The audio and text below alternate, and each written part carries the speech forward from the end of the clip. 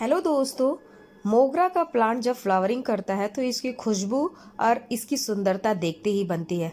पिछले वीडियो में मोगरा के मैंने आप सभी से शेयर किया था कि मोगरा की केयर कैसे करें, कौन सा फर्टिलाइज़र दे फरवरी महीने में। अब जो है इसमें कलियां लगना शुरू हो गई हैं मेरे प्लांट में। जैसा कि आप देख रहे हैं बहुत सारी कलियां लगी हुई हैं।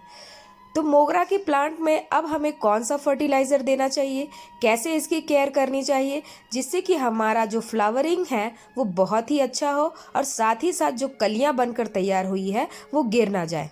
क्योंकि बहुत बार ऐसा होता है कि कलियां तो बन जाती हैं लेकिन कलियां गिरने की समस्या पैदा हो जाती है और लोग इससे बहुत ही परेशान हो जाते हैं। तो इसी का जो है उपाय मैं लेकर आई हूँ आज आपके सामने कि कैसे आप अपनी कलियों को बचा सकते हैं और ढेर सारी फ्लावरिंग जो है गर्मियों में आप इससे पा सकते हैं। तो चलिए शुरू करते हैं अपना वीडियो। नमस्कार दोस्तों, मैं सोनम आप सभी का बहुत बहुत स्वागत करती हूँ अपने YouTube channel Sonam's gardening passion पर। दोस्तों ये मोगरा जो है पौधा, ये वो मोगरा का पौधा नहीं है जिसका वीडियो मैंने लास्ट टाइम आपसे शेयर किया था। ये दूसरा पौधा है जिसमें कलियां बन रही हैं। अभी जो लास्ट टाइम जो शेयर किया हुआ वीडियो है उसमें जो पौधा है अभी तक पत्तियां जो है धीरे धीरे उसमें ग्रो हो रही हैं। तो इतनी जल्दी इसमें फ्लावरिंग तो नहीं होगी, लेकिन ये जो दूसरा पौधा है इसमें कलियां बन चुकी है और फ्लावरिंग के लिए तैयार है। तो सबसे पहली जो टिप मैं आपको बताऊंगी कि आपको क्या करना है, जब आपकी कलियां बनने लगे तो आपको एक दिन पहले पानी देना बंद कर देना है। जो सारी प्रक्रिया कर रही हूँ मैं उससे पहले आपको एक दिन पानी देना बंद कर देना है। मिट्टी जब सूख जाए अच्छी तरह से तो इस तरह से आपको अपने गमले की मिट्टी की अच्छी तरह से गुड़ाई कर लेनी है। अब आप कहेंगे कि गुड़ाई, आप हरदम गुड़ाई के बारे में ही कहती हैं। तो दोस्तों गुड़ाई करना बहुत ज़रूरी है। जब आप खाद देते हैं तो किसी भी प्लांट को गुड़ाई करना बहुत ज़रूरी होता है, भले ही आप खाद दे या न दे। प्लांट की अच्छी ग्रोथ के लिए, प्लांट के जड़ों की ग्रोथ के लिए आपको गुड़ाई करना बहुत ही ज़रूरी हो जाता है। तो इस तरह से मैंने इसी गुड़ाई कर ली है। अब मैं इसे मिट्टी इसकी निकाल दे रही हूँ। जितनी भी लूज़ की है मैंने मिट्टी उसे मैं निकाल कर साइड में रख लूँगी। अब मैं ऐसा क्यों कर रही हूँ, क्योंकि ये करना बहुत ज़रूरी है मिट्टी निकालना। क्योंकि अगर हम ऊपर ऊपर से फर्टिलाइज़र या कुछ भी अपने प्लांट को देंगे तो जो उसका न्यूट्रिशन वैल्यू है वो कम हो जाता है धूप में रखने के कारण।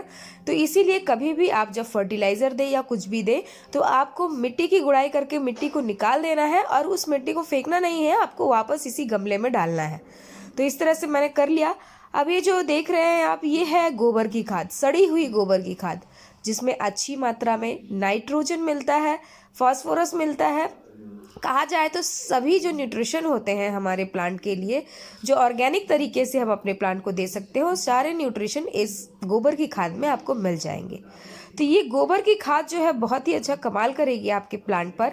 और जो कलियां बनी हुई है, जो कलियां बनकर भी नहीं खिल रही है, वो कलियां खिलने लगेंगी। तो इस तरह से चारों तरफ से आपको 3 से 4 मुट्ठी गोबर की खाद अपने गमले में डाल लेना है। आप गोबर की खाद की क्वांटिटी कम या ज़्यादा कर सकते हैं अपने पॉट के साइज़ के हिसाब से। तो इस तरह से जैसा मैं डाल रही हूँ आपको डाल लेना है। तो आपने डाल लिया। अगर मान लीजिए आपको गोबर की खाद नहीं मिलती है तो आप वर्मी कंपोस्ट यूज़ कर सकते हैं। आप कोई भी खाद जो कि कंपोस्टिंग के द्वारा बनी हुई हो आप उसका इस्तेमाल कर सकते हैं। अब जब ये जो मेरे हाथ में देख रहे हैं ये है डीएपी, डाई अमोनियम फॉस्फेट, जिसमें कि बहुत अच्छी मात्रा में नाइट्रोजन, फास्फोरस सभी चीज़ें होती है। गोबर की खाद में तो ऑलरेडी बहुत सारी चीज़ें हैं, लेकिन थोड़ी सी और ग्रोथ अच्छी हो उसके लिए आप ये डीएपी यूज़ कर सकते हैं। ये आपको किसी भी नर्सरी में बहुत ही आसानी से मिल जाएगा और बहुत ही सस्ता मिलता है। ऐसा नहीं है कि बहुत महंगा है, आप नहीं खरीद सकते, बहुत ही सस्ता है। और इसे यूज़ करने के लिए जो आप क्वांटिटी यूज़ करते हैं वो भी बहुत ही कम यूज़ करना पड़ता है। तो इस तरह से मैंने 10 से 15 जो दाने हैं अपने प्लांट में गोबर की खाद डालने के बाद उसमें डाल लिया। अब आप जो है दानों की क्वांटिटी अपने पॉट के साइज़ के हिसाब से कम या ज़्यादा कर सकते हैं। बट हाँ, याद रखिए कि ज़्यादा मत करिए क्योंकि ये केमिकल फर्टिलाइज़र है। अगर आप ज़्यादा करेंगे तो आपके प्लांट के मरने की जो चांसेस है वो बढ़ जाएंगे। तो इस तरह से मैंने क्या किया है, अब ऊपर से जितनी भी मिट्टी मैंने निकाली थी उसे डाल लिया है। और जब भी आप फर्टिलाइज़र दें, आपको याद रखना है कि उसमें पानी अच्छी तरह से डालना है। लेकिन पानी आपको क्या करना है, इतनी अच्छी तरह से नहीं डालना है कि ड्रेनेज होल से बाहर आ जाए। जब पानी ड्रेनेज होल से बाहर आ जाता है तो जो भी हमने खाद या न्यूट्रिशन डाला है अपने प्लांट में, वो भी पानी के साथ बाहर निकलने लगता है। हालांकि बहुत सारे लोग कहते हैं कि पानी इतना डालना चाहिए कि ड्रेनेज होल से बाहर निकल जाए, तो ये कहीं ना कहीं सही भी है, ऐसा होना चाहिए। लेकिन जब आप खाद का इस्तेमाल करते हैं तो पानी उतना ही डालिए जितने आपके प्लांट में रुका रहे। इसी तरह से आपको 2 से 3 दिन के बाद इसमें पानी अच्छी तरह से डालना है।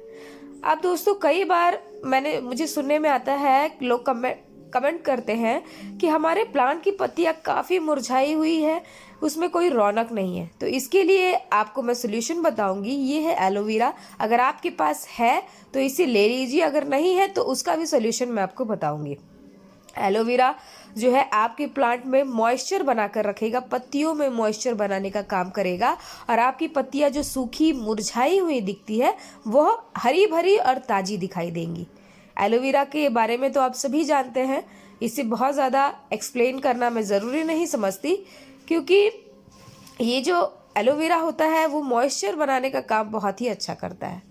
तो इस तरह से आपको 1 लीटर पानी लेना है और उसमें इसे कट करके डाल देना है। आप इसे छोड़ देंगे 1-2 घंटे के लिए तो काफ़ी अच्छा है।